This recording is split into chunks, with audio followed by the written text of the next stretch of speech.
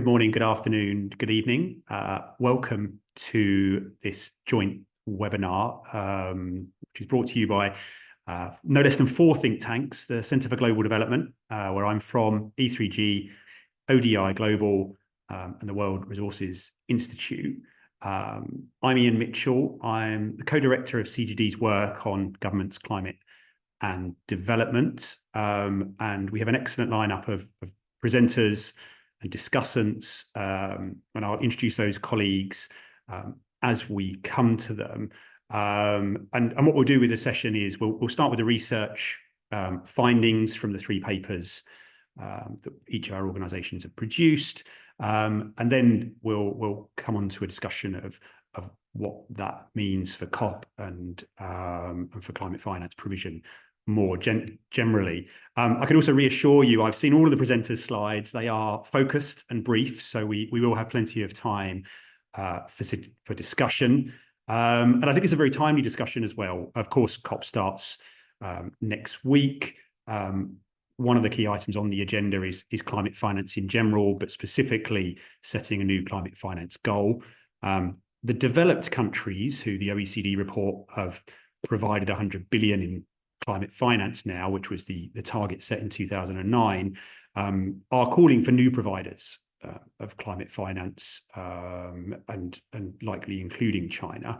But I think one important thing for us as we go into this COP is to understand the baseline efforts of different countries, both developed and potential new providers.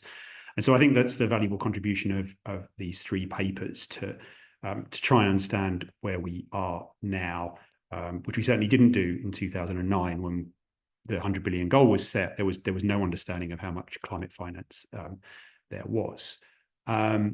So each of our 3 or 4 organisations have looked at this in slightly different ways and have got different insights. So let me introduce our first presenter.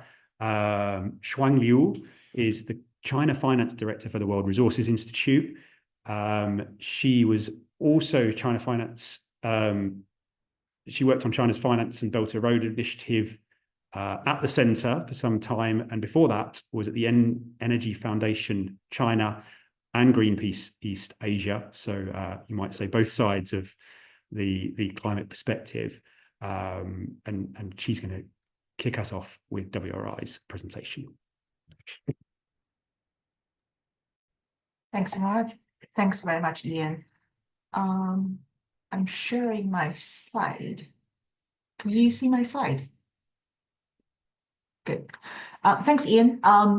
I'm going to share some of the observations we had from WRI's working paper on China's international climate-related finance provision mobilization for South-South cooperation. We do recognize that the discussion on how ambitious the new climate finance goal globally should look like, it's a much bigger discussion. And there are so many elements we have to get them right to make sure that enough international financing is flowing into developing countries to support the climate action, including both mitigation and adaptation. And China is one of many questions in China's role, and the emerging economies' role is one of many questions we want to address. But nevertheless, the paper that we published recently is trying to shed light on what's the baseline of what China has already contributed and provided in the past 10 years from 2013 to 2022. So just to start with what methodology and data we have used.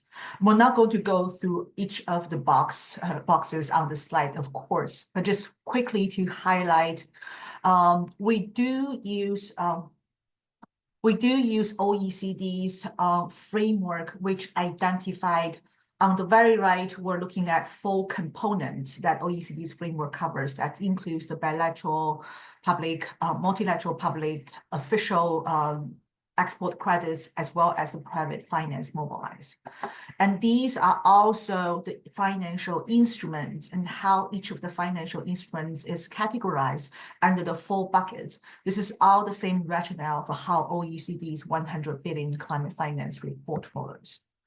We do use also adopted OECD's methods on one, how to define climate finance. And that's notably the OECD real marker is the one we refer to. And also for funds where they have a very clear climate mandate goals, we also take them as climate finance one. On the attribution, we also use OECD methods on both how the climate finance mobilized from private resources should be attributed to public intervention, as well as how the multilateral public finance should be attributed to donor countries. And on data sources, this is how we use as the public announcement, pledges, also several databases, including data from on the project level, as well as the data that's available for the multilateral public finance sources. So there are quantitative and also qualitative analysis that we want to share. Firstly, this is the mapping we have done on China's climate finance architecture. We do recognize this is a very complex architecture, and the different lines indicating both of the budget holders as well as the decision makers. And clearly, we're looking at multi-budget holders, implementers in and outside of China, and with very different groups of financial instruments have been deployed in channeling the climate finance from China to developing countries. And in this complex system, the system is not always coordinated. And that's part of the reason that we haven't seen a more robust estimate or official announcement on how much climate finance China has mobilized.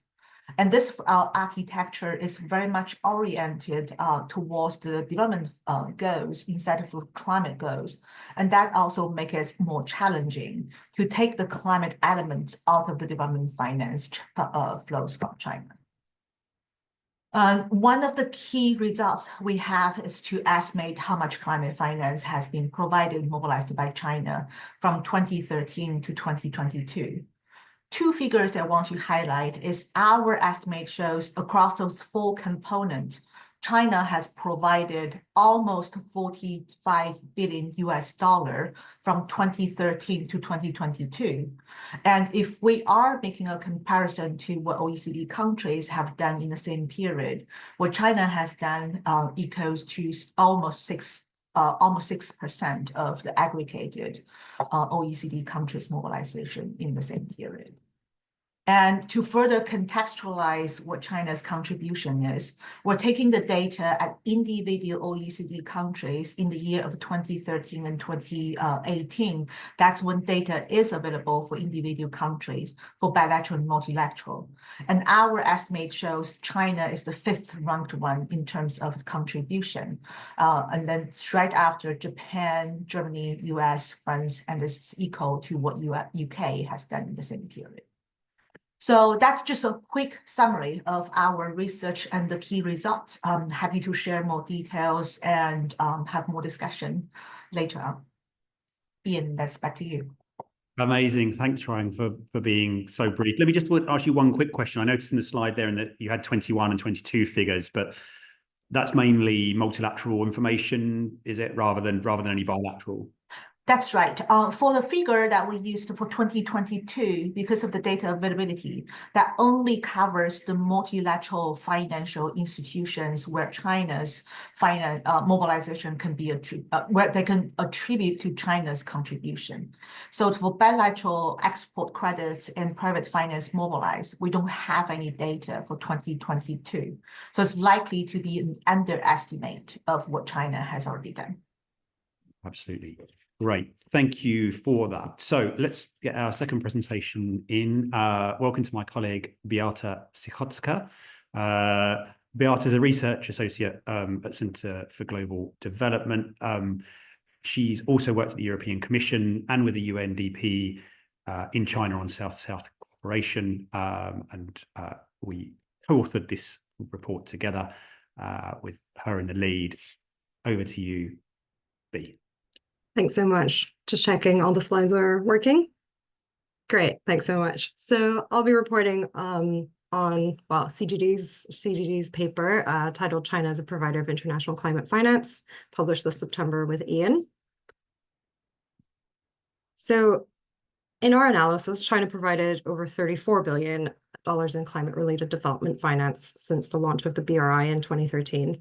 And that translates to roughly 3.8 billion per year up until 2021, making our estimates slightly lower than WRI's, but still very, very significant on a global scale. So of course, some of those differences are perhaps unsurprising as we have taken slightly different methodological approaches and choices. So just a brief note on that upfront. In terms of data sources, we also relied largely on AidData's data set, but did not look beyond this. And for the multilateral data, we also looked at MDB's annual reports, financial statements, and multilateral climate funds reports. And in the absence of any universal definitions of climate finance or UN-mandated lists of eligible climate activities, we also relied on a conservative reading of the OECD DAC's Rio marker guidelines as a benchmark for project inclusion, but we didn't really look at principal or significant markers given how inconsistently these have been applied by others in the past. All right, so while the numbers in our reports may slightly differ, I did also kind of want to say it's really interesting that we do share some broad agreement on a lot of key trends. We all see a scale up in China's climate-related finance following 2013, some declining volumes, especially after 2018, which are at least somewhat partly offset by rising multilateral finance. And I'll let colleagues from ODI and E3G talk in more detail about the channels and delivery mechanisms later, but for now, I'd like to specifically focus on China's bilateral and regional finance, putting that in context of China's wider development finance, comparing with other providers on some qualitative issues, especially concessionality. So very importantly, we find that only 3% of China's bilateral public climate-related finance was provided as grants, as compared to roughly 28% from the OECD providers. Also, beyond simply looking at grant shares, we were able to assess the so-called grant equivalent of China's bilateral and regional spend. And this is really important as it accounts for providers' relative fiscal effort, not just looking at grants, but also at differences in concessionality of lending terms. And with this, we found that 22% of the face value of China's commitments could be counted in grant equivalent terms. It's notably really difficult to benchmark that to OECD providers or Annex II providers, as the current reporting under the UNFCCC system, unlike ODA reporting, does not provide the level of detail that's needed for this. But there's a lot of encouraging references to grant equivalents under the NCQG draft text.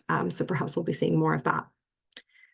Perhaps worryingly, the concessionality of China's climate-related finance seems to have been declining over time. So in the figure to the right, in the light blue and the dark blue, you can see the grant and grant element of loans of Chinese climate finance, respectively, and the non-concessional value of bilateral lending in yellow. The dashed line represents the grant-like share of total climate-related finance, and that seems to have peaked at 33% in 2018 and has since declined to just 10% in 2021. We also took some time to compare China against OECD countries on several issues that are often brought up when talking about the quality of climate finance. So that includes the amount of focus it has on the poorest recipients, its focus on adaptation, and the extent to which finance flows to and is implemented by local level or recipient-owned agencies.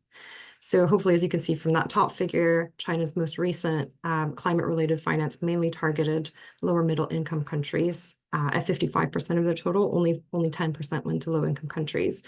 But that is actually quite broadly very similar to what the OECD reports as well. On the bottom figure, you can see that both the OECD and China's climate-related finance largely targeted mitigation over adaptation. In each case, adaptation accounted for just about a quarter of the total.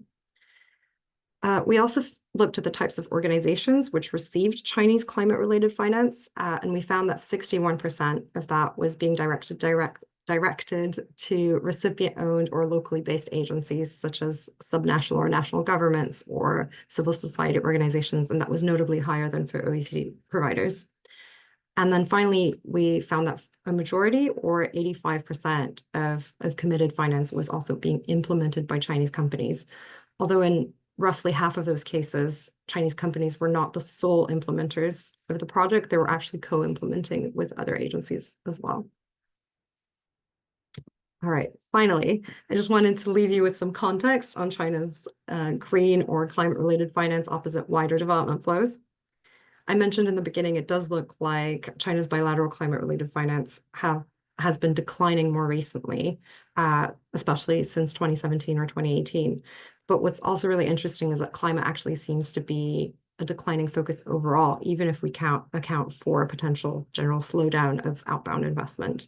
So in the chart on this slide, on the left in navy, we show the share of China's overall development finance by year going to climate-friendly projects. And from that, it appears it's not just the gross volumes of finance which are potentially declining, but it's also climate as a share of the total. Also, we do give China a lot of credit for the scale of its climate contributions, but we also wanted to note a possible coherence issue here with its fossil fuel finance, which since 2013 has been almost double its bilateral climate-related finance. So on the right of that figure, we show the share of China's overall development finance going to fossil fuels. The yellow in particular represents coal investments. We do see that declining in 2021, which is obviously the same year as Xi's pledge at UNGA. But it's too soon to tell if that will be a long-term trend. With that, I'll pass back over to you. Great. Thanks very much, Bea. Just before we move on from the quantity aspect, I wonder if you could help colleagues on the call. So as you say, and we reach quite similar conclusions in terms of the broad magnitude of climate finance as WRI colleagues do. Do you mind just saying again in a bit more detail about the differences between how we each use the Rio markers? And Xuan, you're welcome to come back on this too. But Bea, do you want to explain how you did it, just so people can be clear? Sure. So my understanding of this is that we use the Rio marker guidelines to understand what kinds of projects were being considered as climate relevant, but we weren't necessarily applying principal and significant markers to these projects. We were basing it on a kind of quite conservative reading. In the case of each project, it's closer to a principal Rio marker than it would be to a significant Rio marker. And for the projects which were only tangentially relevant for climate, we would have chosen to completely exclude this. So that differs from a little bit of how most OECD providers report based on coefficients for principal and significant spend, but we thought that would be a more reliable assessment of overall intent. Right, thank you. And I just wanted to draw out that, the similar approach of drawing under guidance, but the WRI approach of, trying to apply principal and significant markers to our approach of trying to establish whether the finance was predominantly for a climate objective. And I mean, that helps explain some of the differences, I think, as well. So maybe we can come back to that as well. Xuan, was there anything you wanted to add to that? Yeah, maybe just very quickly, we did, as Becca has pointed out, use the principal and significant. And again, we also took a conservative approach as we're following exactly what Rio marker guidance has suggested. It's only when you have climate objective as the primary objective that you can assign the coefficient of 100% basically. The majority of the projects, because we couldn't find the specific description in the project information that this is because of the climate goals, the project will materialize. So we are actually taking the conservative approach, assigning only 30% of the project value as the climate finance. But happy to share more details and happy to share a link to the report so you can find out more details. Thanks. Perfect. Thank you. So yes, our estimates of China's climate finance are conservative. I'm not sure that would hold for many of the bilateral agencies' use of the Rio markers, which are often not conservative. Great. Let's move on to our next presentation. Yuqiao, welcome. Thank you for being here. Yuqiao is a research associate at ODI Global, and his expertise is mainly in international climate policy and particularly processes within the UNFCCC. And you're going to talk to us a bit more about, now that we've seen something on the volumes, focus a bit more on the delivery channels. Over to you, Yao.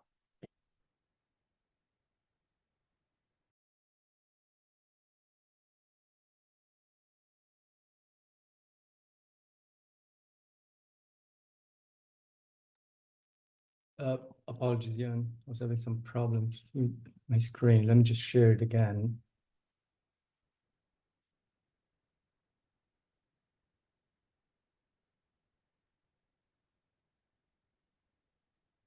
Okay, this should work. Sorry again. Yes, thanks, Ian. And I'll be presenting this paper that we co-wrote as a collaboration between E3G and ODI, both think tanks. And as a matter of fact, my co-authors, Baifeng Zhang and Leikai Liu, are also online, and they'll be joining us in the discussion later on. The report examines China's governance structure of international climate cooperation with the Global South, and estimates China's international climate finance to developing countries. And the report will be published soon. For this presentation, I'll be focusing specifically on the delivery channels of Chinese international climate finance. And really, this research that we did is an update and expansion of a earlier analysis or quick analysis that we did last year ahead of COP28, where we already quantified China, both China and other developing countries, climate finance contribution within the Global South. And at the time, our idea is to inject some evidence into what were really heated debates around the finance agenda at COP28, which I'm sure will become even more heated next week. So that said, what is the headline findings? Our headline figure, as you can see from the graph, is that between 2015 and 2021, China contributed an average of $3 billion in international climate finance to developing countries. And as you've seen from the previous presentations, this number, the ballpark, is quite similar to WRI estimates and CGD estimates. I won't talk much about the methodology because I would say the three papers are similar in the sense that they've used, like, I would say, different permutations of the same methodologies and used pretty much the same data sources. But the disaggregation of this average annual figure looks like 2 billion provided by bilateral sources, especially state policy banks, but also commercial institutions. 1 billion of this was channeled through multilateral development banks. Around 35 million was channeled through a few UN agencies for which we have data and information. And a very small portion of this was channeled through the Global Environment Facility, around $4 million, which is a multilateral climate fund. And you can see here that this actually places China as the 6th largest climate finance contributors globally over this time period. This headline figure, however, hides some of the more fundamental and I would say structural changes that are underway in China's international climate finance support to developing countries. So as you can see from this figure, you can see in gold the amount of climate finance channeled through multilateral channels or institutions has been growing, while the bilateral climate finance has been decreasing over time. And since 2020, there has been a huge drop. Now, why this is important is that there are arguments out there saying that countries contribute to MDBs. They provide money to MDBs for a lot of reasons, and not necessarily just to extend climate funding to other developing countries. But I think it's still important to capture this because most of the developed countries also rely on their contribution through the multilateral development banks and other multilateral channels when they report their own progress, for instance, say against the 100 billion climate finance targets. And in fact, 13 out of the 23 Annex II high-income countries, they provide more than 90% of their multilateral climate finance through the MDBs.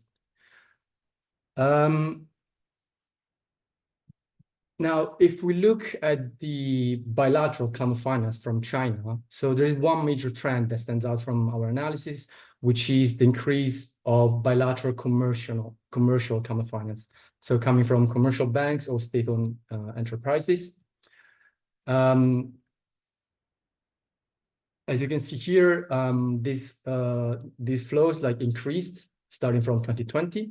And this is in line with how Chinese international development finance has developed over the last few years, with a peak over 2017-18 and dropping afterwards. So you can see here, and that was like mainly focused by state policy banks, right? So you can see here that there is a similar trend when it comes to international climate finance.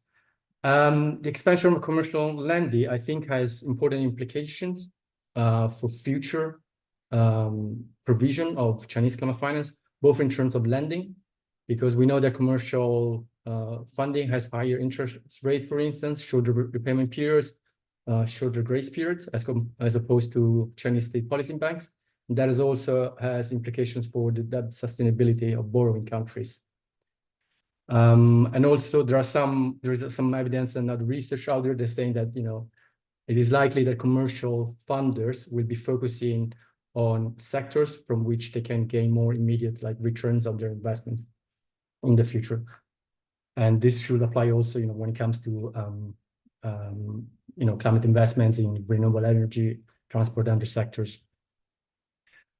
When we look at the multilateral channels of Chinese climate finance, or through which it has channeled climate finance, we can see that the growth has been mainly driven by Chinese contributions to the World Bank and the AIB, and also to some extent from the Asian Development Bank.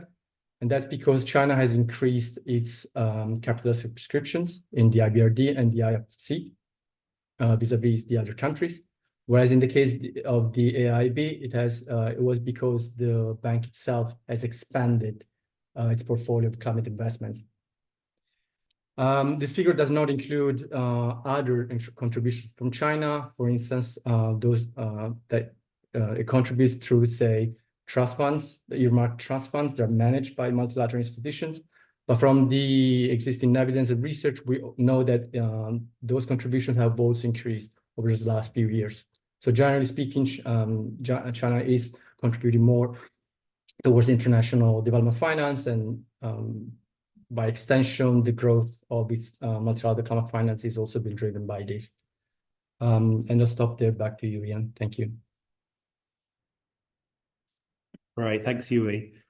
And you helpfully put up a slide there showing the distinction between the sort of public banks and the commercial vision. And can I just clarify, you included those commercial amounts in climate finance? I just wondered if we talked about that as well, and we included them as well, but some colleagues challenged us on that. And so I'm just interested in your thought process for including them, and whether you think the OECD countries, for example, include equivalent sorts of vehicles.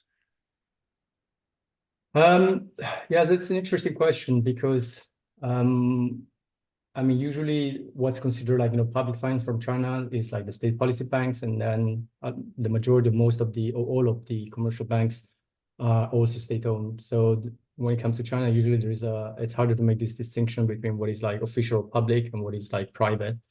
We did choose to include them, basically naming them, public flows and commercial flows. I think the comparison with OECD data, I think usually when we do this kind of estimates, also looking at the contribution of, say, Annex II countries, we tend to include mainly public institutions. Yeah, great, thanks. As I say, we reached the same conclusion. It's not quite the same thing, but Annex II countries also provide public money into private vehicles like British International Investment or the US Development Finance Corporation. And we felt that there was a strong enough parallel there, and both of those countries report those amounts. So I think that makes sense, even if it is a slightly different nature. Very good. Thank you so much to our presenters. Now let's get into some discussion. We've got two discussants with us. Welcome, Alejandra. Welcome, Christophe. So I'm going to start with Christophe Nedapil Wang, who's Director of Asia Institute and Professor of Economics at Griffith University. He's also stayed up past midnight to join us. Such is his commitment to this topic, which we really appreciate. Christophe, you've got a great background, Director of the Asia Institute at Griffith University, founding Director of the Green Finance and Development Center with Fudan University in Shanghai, and also founding Director of the Green BRI Center at the International Institute of Green Finance. So it's great to have your perspective here. And thank you for being with us. Can I ask you, do you think that the climate focus that we're seeing, it grew in the 2010s here, and maybe it's fallen back a little bit since. Do you think that's been something that's been China-led? Do you think that's been a deliberate effort to focus more of the BRI on climate? Or do you think what we're seeing is recipient partner country demand rising for climate-related projects, and that this is just an organic development? Thanks so much, Ian. Hope you can hear me loud and clear. It's such a pleasure to be here with you. And indeed, I think this topic is so interesting to merit staying up past midnight. It's wonderful to also see these great efforts of writing these reports. Very, very briefly, I know that the Chinese side is also extremely interested in these reports. We are also working with some Chinese colleagues from ministry to compile similar data. So it's great to have all this work that is going on. I think there's a lot of question marks also from the Chinese side, kind of how to actually count and account for the climate finance that they have been doing. I think and your question, Ian, is it China-led or is it kind of investment or host country-led? I think it's both, and there's even kind of in between. China has, I think, committed over the past years, interestingly more since 2020, where we saw the drop in data, to accelerate climate finance in the BRI. In 2020, the Ministry of Ecology and Environment issued a new guidance to actually support climate finance in the BRI that included also aspects of kind of environmental and social and risk management, which was very new in 2020 to really push that forward. The BRI has always kind of, since it was established in 2013, always kind of had this green collar associated with it, at least for the Chinese side. But I think this kind of real strong guidance came out really since 2020. But we also see kind of this potential drop, and kind of we also have to be careful with the data. I think they're not all in partly as well. We also saw the traffic light system. I think that kind of clearly labels kind of green projects and climate related projects as encouraged, and kind of the other projects as disencouraged. The Chinese policy banks like China Development Bank, but also of course the commercial banks have developed their own green finance frameworks that also impact overseas investments much more strategically. Then there's this interesting, so kind of that's the Chinese side. There's definitely a lot of kind of drive towards climate finance. There's this interesting in-between side where the host countries and China also come to a joint conclusion. I just want to highlight two, I think, apart from the BRI, the FOCAC in 2021 had also a very clear agreement on kind of the climate change declaration to really work on financing climate-related projects. Also, the Shanghai Cooperation Organization, which I think is potentially a very underestimated organization, also has significant mentions of climate change and climate change collaboration. And again, both in FOCAC and in the Shanghai Cooperation Organization, the majority of the countries would be considered emerging economies. And then finally, the host countries, I think, have demanded some kind of climate-related investments and financing. I think this is potentially also where we can attribute some of the kind of questionable or kind of the drop in since 2020 and 2021. It's COVID-induced, but also Chinese development finance has typically been loan-based, not grant-based, as also the kind of researchers showed. And since the COVID crisis, we did have a sovereign debt crisis in a number of different emerging economies that just made this style of climate finance that we've seen in the earlier times and with the higher peaks just less possible. And so potentially that's also why we're seeing more of the MDB finance. So I think the host country was kind of just the financing model has changed. And it's become more difficult for a lot of the emerging economies that China has strong relationships, particularly in the climate space, with to actually accept some of the previous instruments that had been used.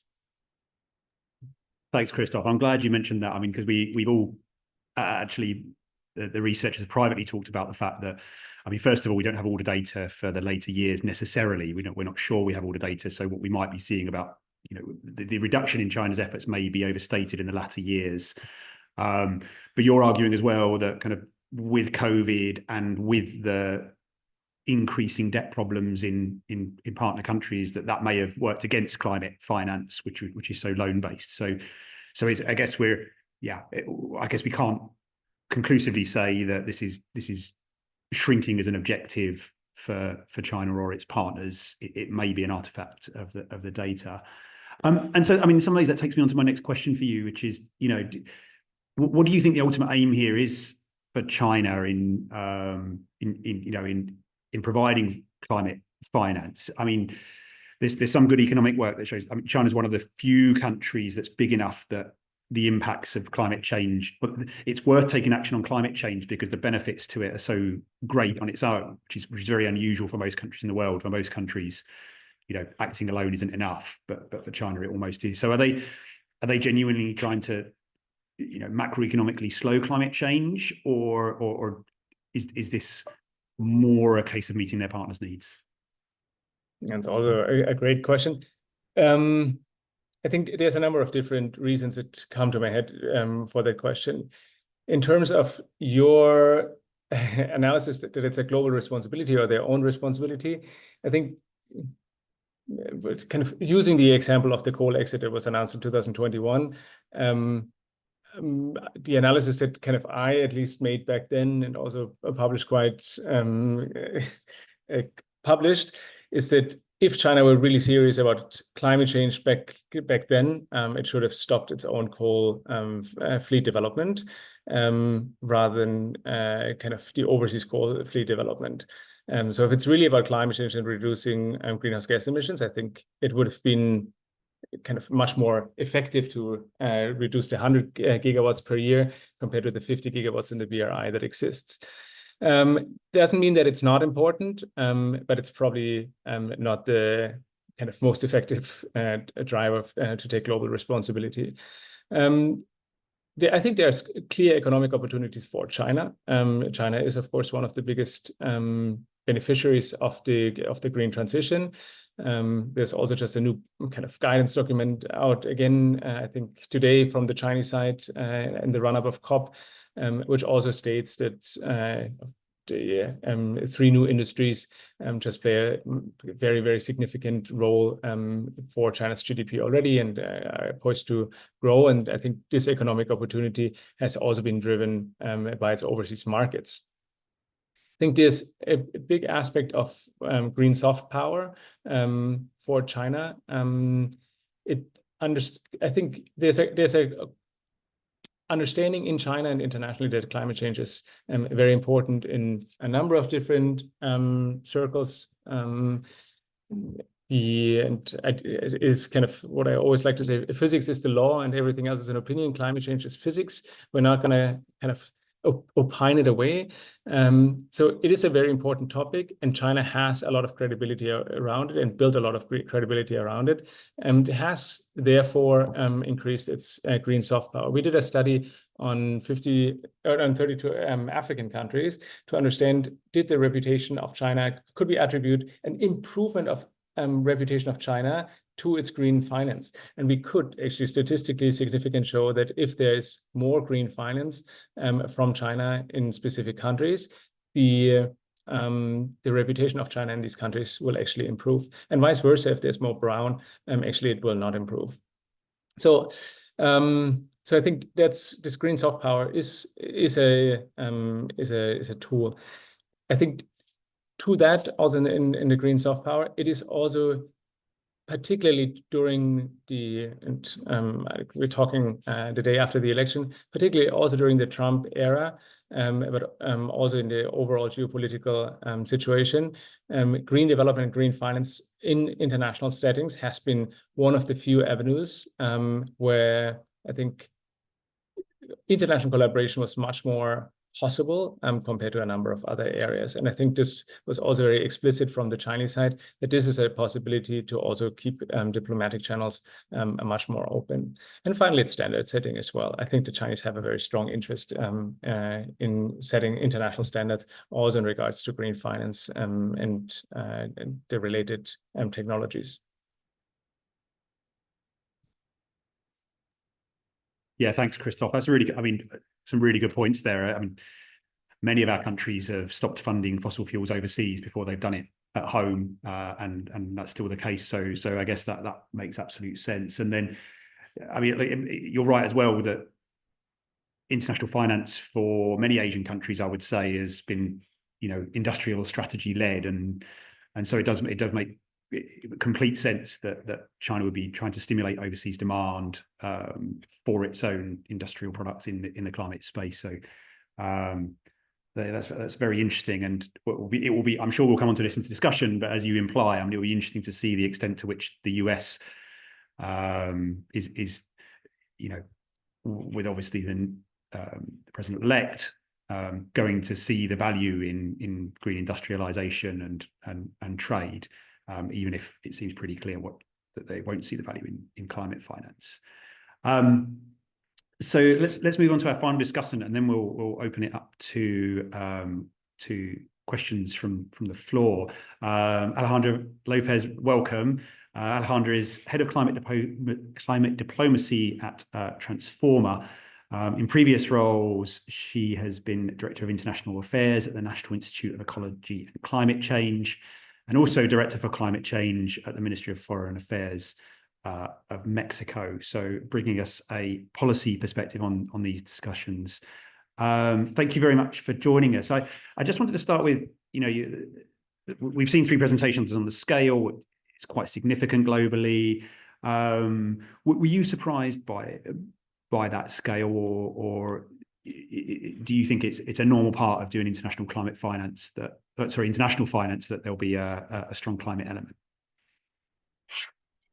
Thank you for the question, and thank you very much for the invitation to be here. I have seen before WRI's report, so I wasn't as surprised. If this was the first time that I seen like CGD's, WRI's, and ODI's report, I would have been definitely surprised by this scale of climate finance. I think what it does show, what we are seeing is that compared to other developing countries, including countries in the G20, China, it's in a different league. So it's rather in the same foot than developed countries. So if you look at the G20 developing countries, climate finance provision and mobilization, there are more in the top 20 to top 30 providers. And China is the one single developing country that it's in the top 5, 6, or 7, depending on who is ranking, right? Overall, I think this gives me hope. It's not just, it's a good surprise, because China is a really key player in global climate politics. And despite of China not having a legal obligation to be a provider of climate finance in the Paris Agreement UN climate regime, it has been a responsible player in doing all of this work of provision and mobilization of finance. This also, I think it is a good signal in the current scenario, where we are heading to COP29 to have the final negotiations of a new global climate goal, with Trump as president-elect. We really need these kind of players to come together and to really foster an approach of supporting the transitions that developing countries need. So like in this scenario and knowing as you were saying before, Christophe was mentioning in particular, because of the very specific technologies that are driving economic growth in China, electric vehicles, solar photovoltaics, lithium batteries, this has to continue pursuing this technological revolution in the world. And of course, a big part of what developing countries are expecting is grants and different financial instruments. But most developing countries also need investments in these technologies to actually get to the transitions that we need. So yeah, I would say overall, it is a really good surprise to see the very clear numbers of China's scale of climate finance. Thank you. And I mean, as we come into COP, you know, the G77 and China, the developing country negotiating bloc have been quite unified, I would say, in their position so far. But do you think it's realistic for China to contribute to the next climate finance goal? Do you think that that is a reasonable ask from the international community? And what do you think is a balanced outcome, I guess? This is a very hard question because what is going to happen in the next weeks. But I think that the key to having a balanced outcome in Baku, in the NCQG, is how to reflect what is already happening. So what your reports are showing us is China is already a climate finance provider. It has been doing so for several years. It is compared to what developed countries are doing. And this is also the case of many other emerging economies in the developing world. So it's not only about China. So my take is there have to be some very concrete signals within the decision of the NCQG that do not mean a renegotiation of the Paris Agreement and what we already have, which are very clear obligations for developed countries, but also a complementary leadership from developing countries, including China, in three different avenues. So the first one is transparency, with major economies, China agreeing to present information on their South-South collaboration in their future biennial transparency reports. That's viable in the frame that we are now. So any country can present the information of the support that they are providing or mobilizing to other countries, to developing countries. So that can be done. Also, there have been some interesting comments by Brazil in particular in how some emerging economies can show solidarity to not compete for climate finance with lower income countries. So Brazil is leading this idea that they can sort of step out from the competition of on the pot of climate finance. And China, and I think WRI's report has some information on this, if I remember correctly, they have not receiving ODA and they haven't been a recipient on climate finance also for a while now. So that's the case also for some major emerging economies. And that's also interesting. It could be interesting as part of the final deal. And I guess the most difficult part is how to reflect South-South cooperation under Article 9.2 in the final text in a way that it is not changing the very clear legal obligations of developed countries, but it's also showing that there are other countries that are providers and mobilizers of climate finance. Yeah, so I guess that's in essence what I hope it happens in the end. Yeah, great, Alejandra. That's really interesting. I'd missed the Brazil point, and of course, I mean, maybe I take it for granted that China's in that position already without thinking about it, but that is obviously a big part of the equation. As B's slides show, you know, we do talk a lot about climate finance going to middle income countries because it's loans, because mitigation opportunities may be greater there. So I think if big middle income countries like Brazil are stepping back in seeking that finance, I think it could make quite a big difference.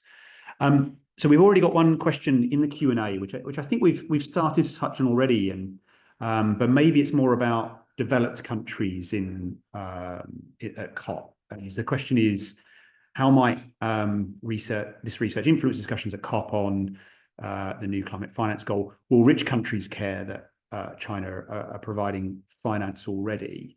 I mean, I have to admit, I mean, this was part of the motivation for us doing the work in the first place. Was you know, I think when you look at, we've just done a blog comparing China's finance with the US, and as Beata's presentation showed and others have shown, I mean, actually, China's finance is not so different from OECD finance in its characteristics. I mean, the volume is different and the obligation is different, but we felt that showing that it would work for both sides, that it would enable both China to feel more comfortable with reporting, and that it would help the US and the other developed countries, you know, go back to their populations and say, well, we're not the only one contributing finance. So I think the answer to that question is yes. I'm interested in any other panelists that would like to add anything to that point.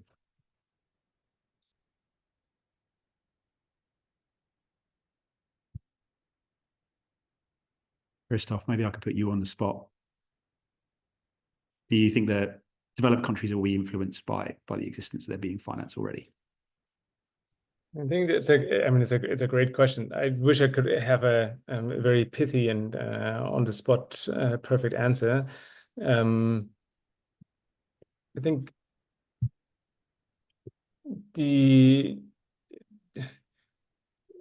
think what's important for China right now, it seems, is that China is still considering itself and wants to be considered a developing country. So it kind of doesn't want to be held to the same standards as the OECD countries, or kind of the developed countries. Not all of the OECD countries actually probably are. But so I think China wants to be seen very differently, and in some ways also wants to develop its own standards that are fitting for themselves. I think what's going to be helpful, nevertheless, is, and I think these reports contribute to that, to drive the discussion, kind of also what is the role of, and I think really what Alejandra said as well, what's the role of kind of countries, middle-income countries like China, Brazil, in contributing to least developing countries and share their experiences around this. So I think there's going to be potentially actually a multi-layered system to better understand climate finance flows, again, from the really developed countries, from the almost developed countries, and yeah, to the least developed countries. Thank you. Alejandra, you've got your hand up as well. Yeah, no, I mean, developed countries do care about China. I think they are kind of obsessed with China, and that's what is showing in the negotiations of the NCQG. Basically, one of their main outcomes from the NCQG is getting China to also be a contributor. So there is no doubt to how much they care about it.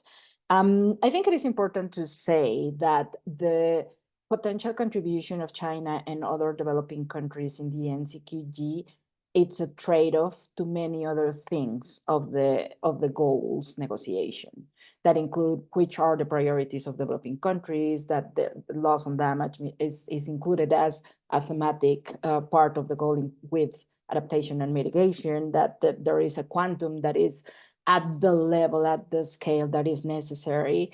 And of course, with the election of Trump, this is adding a lot of pressure to the rest of developed countries to do something. But it is also a call to major developing countries to come forward in one way or another.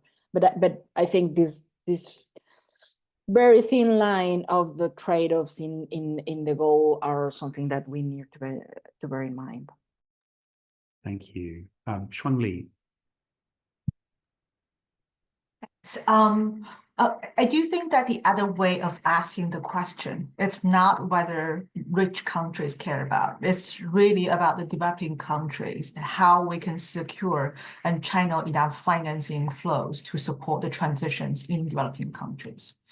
Well, WRI doesn't take a stance on the legal position on legal stance of this, but we do see that countries with economic capacity and also who actually are the larger emitters should contribute to the global finance flow that's needed. And I think for the insecurity discussion, there could be a scenario where we're talking about different layers of how the climate finance should be set up as a goal and how that can be implemented. This can include different groups of countries. As colleagues have pointed out, the Paris Agreement have this Article 9.2, where all countries except, well, if we look at the context, it's basically that countries, including China and emerging economies, are encouraged to contribute to global climate finance as well. So I think that provides a space for emerging economies, including China, to keep contributing to the climate finance goal. And if I can walk several steps back, I know that we're focusing on NCQG, the new climate finance goal under UNFCCC. But consider the gap of the financing needs in global south and developing countries. Estimate shows it's at trillions instead of millions or billions. So the NCQG or the climate finance goal under UNFCCC will never be sufficient to provide enough financing for developing countries to achieve their climate and development goals. So we have to recognize all the other channels under UNFCCC and beyond the UNFCCC, where we can really materialize the financing flow to the right sectors, to the right recipient end to support the transition goals. So I just want to highlight that point. No, that makes sense. And I just wondered as well, I mean, there's been some discussion about, a reporting requirement or maybe requirement is too strong a word, but a reporting encouragement. Do you think that's realistic for China, Shuang? And if so, what kind of things might you expect in the sort of short and medium term on reporting might be possible? Yeah, and I do want to actually share some observation. When we shared the climate finance architecture we mapped out for China, it's a very complex system. And because it's such a complex system, it's not set up for climate finance purpose.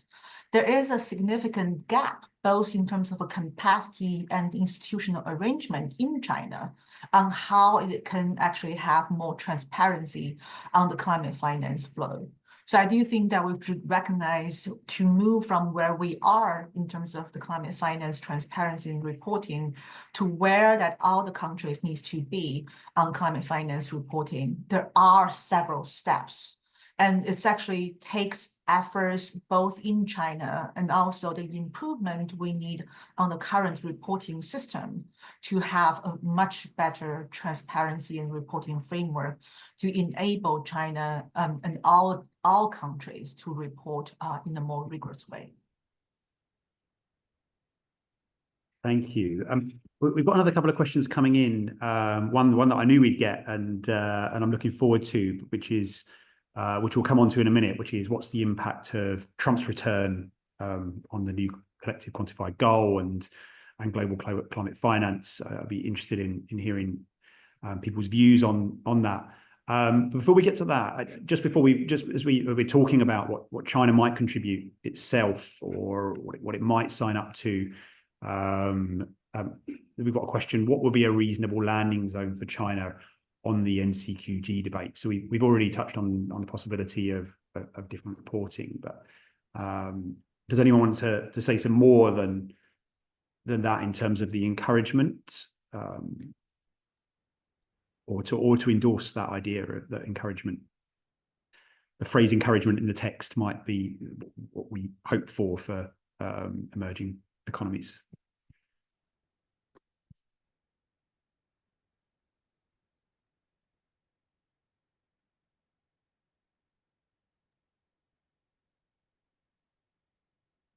Go ahead, Yue. Just a thought, but we are in the realm of speculation now. But it's just to piggyback on what some of the other speakers have said. We're talking now about the multi-layered goal. There have been talks about an investment goal, right? That is a little bit outside of the core goal. That would be public finance and mainly grants, hopefully. And it's not impossible to think that a scenario could involve China, perhaps also other middle-income countries, to voluntarily be contributing to that goal. And that would also fit better with, how China does international development finance currently in general, which is mostly on an investment basis. So yes, there can be a scenario where we see that. But as I said, we are in the realm of speculation.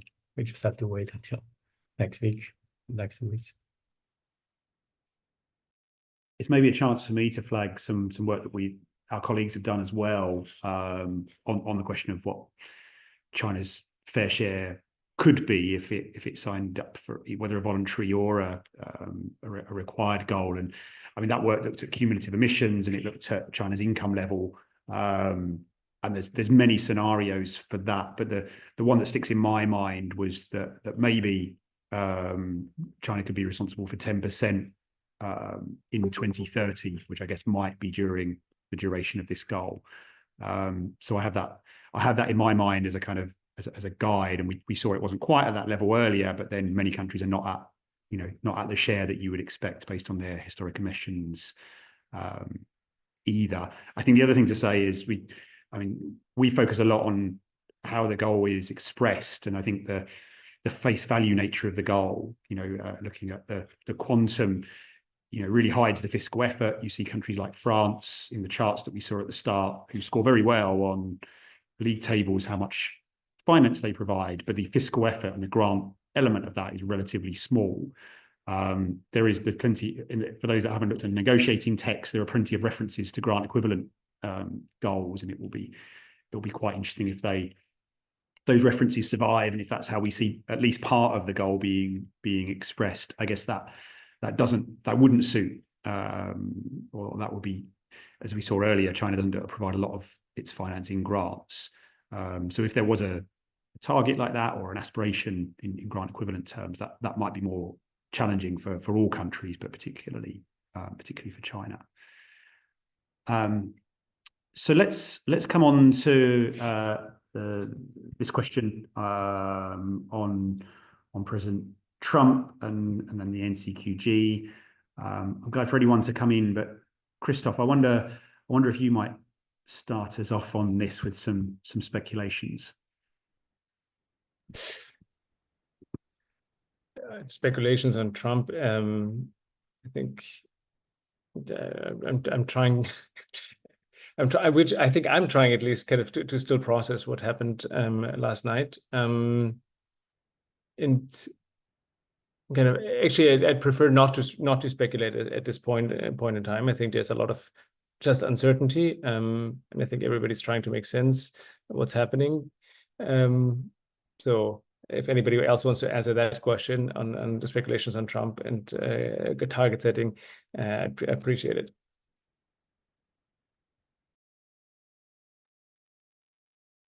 I mean, I think it's been interesting this time that some things are different this time. I think that, The Economist wrote an article, I think last weekend, saying actually the support for green subsidies in the US is much greater now, and that industry appreciates the Inflation Reduction Act. And so there may not be the same reaction, at least domestically, to some of the spending plans on climate.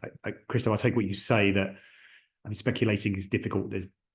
there's not huge amounts of clarity at the moment, even on whether a Trump administration will remain part of the UNFCCC going forward. Do we think that the NCQG discussion, will conclude at this COP? I mean, it seems to me that it's got a lot more difficult. I can tell my researcher colleague friends are reluctant to step into these politically challenging questions. Let me see.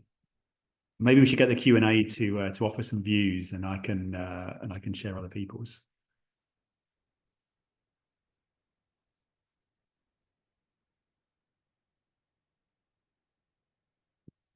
Very good. I mean, I think if I was being, as we saw earlier, the bilateral effort of the US for the decade from 2010 to 2020 was very small, actually. So if you look in our paper, we capture that it was less than 2 billion a year, I think, if I'm remembering the figure correctly.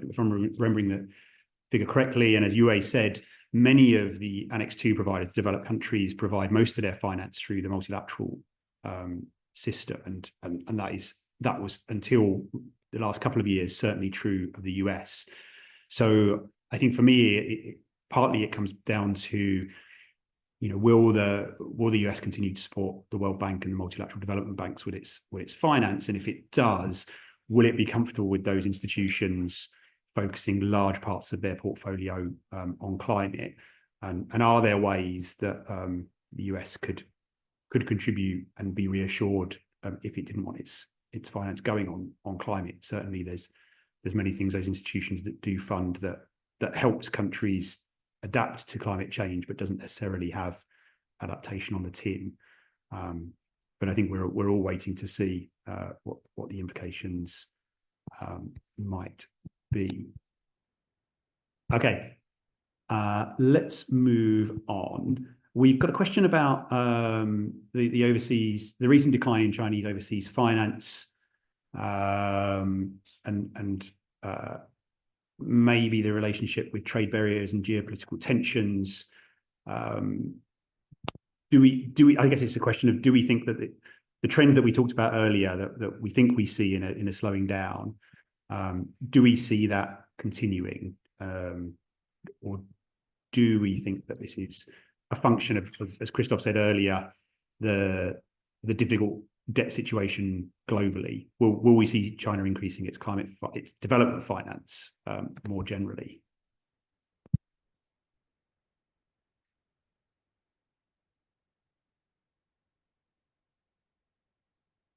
Christoph, maybe you could start us off, and then Shuang. All right, I'll start us off. I think the question is very good. Overall, I think we've seen definitely kind of in China's overseas engagement a much stronger engagement of the private sector, so less state-led, more private-led, less investment, more investment, less debt instrument, and that includes and also green economy investments, for example, in battery manufacturing, NEV manufacturing, kind of that are traditionally kind of related to addressing the green transition. Whether this should be included in kind of any discussions, I think that's a political decision. We could argue that part of it is, of course, mobilized and enabled through public finance, including, of course, the export credit agency, like the China Exim Bank, that securitizes a lot of these and ensures a lot of these investments as well. But that's I think a political discussion, and kind of that's a global discussion. But of course, the Chinese engagement has kind of seen a kind of markedly shift, which is, I think, also due to the broader economic shift in China to a stronger green industrial base, which just did not exist even 5 to 10 years ago. Right. Thanks, Christoph. So let's move on a little bit. We got a question from Andrea Zhu, who is asking, particularly Yue, I think, about the shift towards multilateral channels that we've seen in the last few years. What do you think the drivers and motivations of this shift? How does this compare with the share of bilateral and multilateral channels in China's wider development finance? I know that's something all of our reports touched on in some way. So maybe I'll give you the difficult job of going first, and then maybe I'll come to Beata. Sure, two things. First of all, like the multilateral estimation, I think it's similar for all three reports. I would call it more of a statistical exercise, and that's because the methodology used is based on how China, but also other countries contribute in this institution, and based on that, we attribute back the share of multilateral climate finance. So if Chinese multilateral climate finance has increased, that means that also its more general development finance has increased.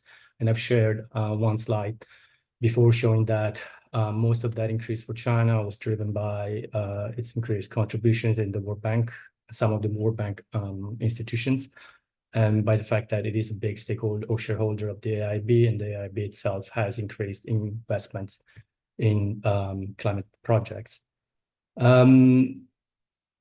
What drives the motivation of this shift? I think there is a lot of research and evidence now out there showing that China over the past 10, 15 years has been engaged more with multilateral institutions, partly to increase its, what in China they call like, right to set the agenda, or like, yeah, anyway, the soft power. We know that, for a very long time, China's like asks to increase its shareholding, and a lot of this institution was not welcome, was blocked. And that's why we also seen that the creation of like other complementary multilateral institutions from China. So overall, I would say that there has been a strategic intention to better use the multilateral systems for its own development purposes and also soft power purposes. Thanks, Yue. B?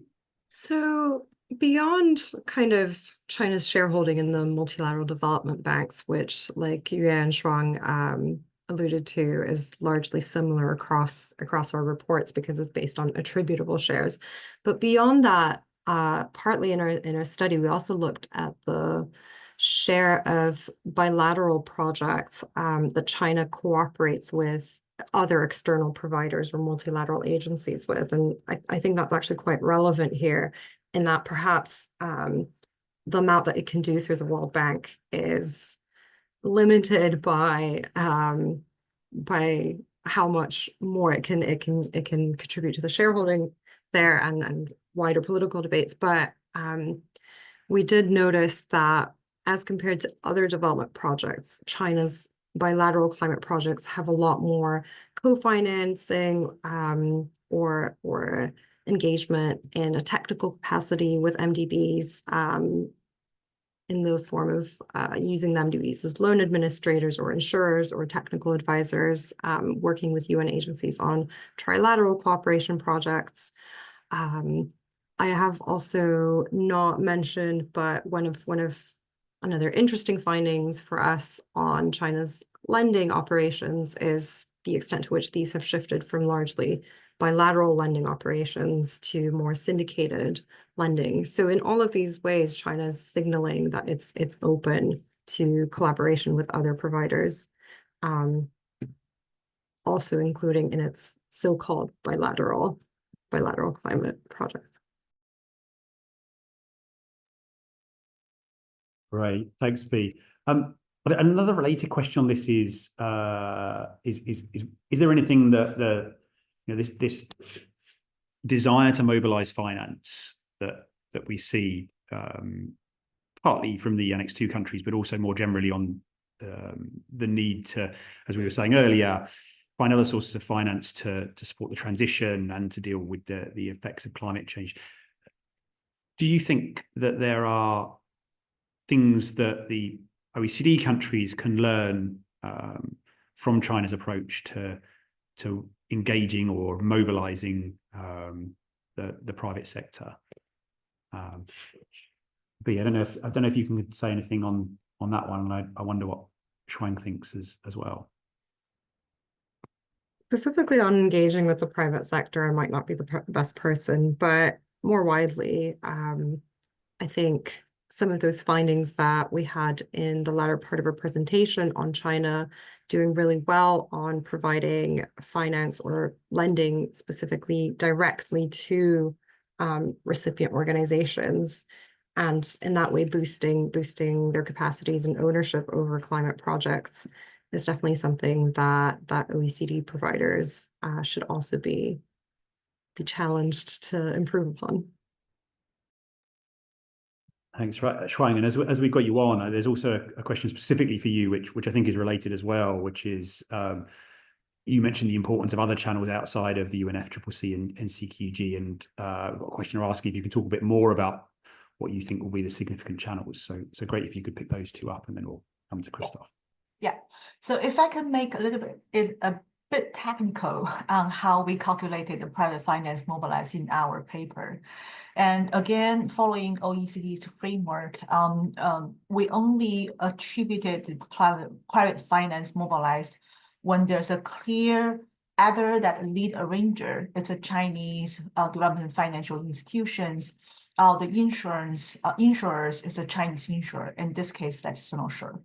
And again, that speaks to the fact that we are probably taking a very conservative approach because not that many projects have clear information on who are the project lead arranger or who provides the insurance, even though that empirical evidence shows a lot of those particularly large infrastructure projects have Sinosure underwrite the lending, and that's what enables a lot of more commercial lending to support large infrastructure projects.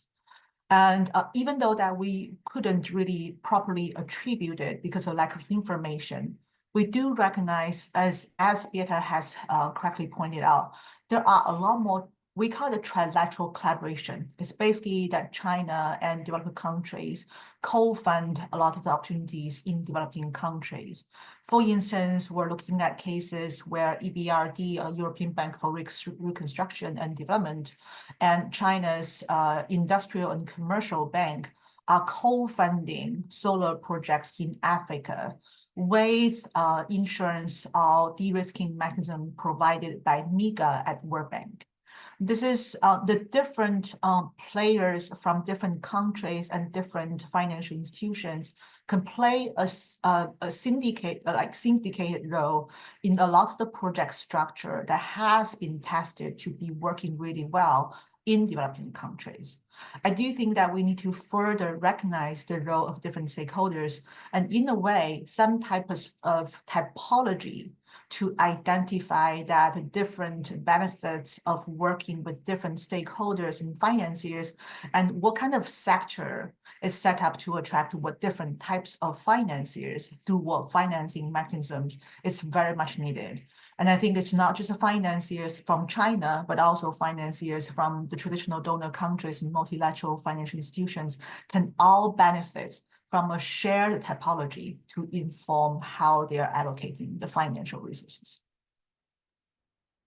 Yeah, very interesting. I mean, we noted the role of Sinosure as well, and I think the idea of a typology that could bring people together is a good one. I wonder, Christoph, if you could be a bit patient. Lekai Liu, who's our colleague from E3G, also I think can come in on the complexity of institutions involved in this and maybe add something to the debate if you'd like to, Lekai.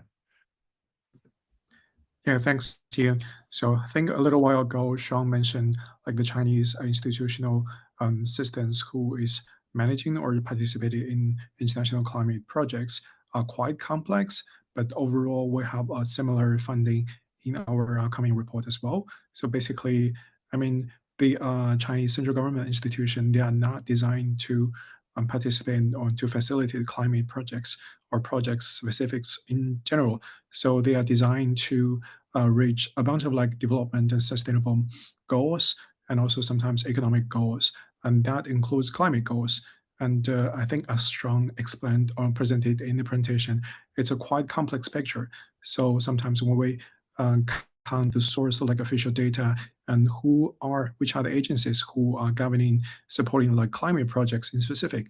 Sometimes it's quite challenging to identify which government agencies and which of these agencies are really, leading, supporting climate projects. That's the thing I just want to quickly follow up, just like add something after Shuang's presentation. Thanks. Thanks, Lekai. Christoph.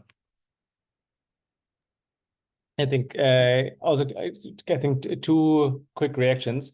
I think one reaction, what can be learned from China, is I think speed of implementation.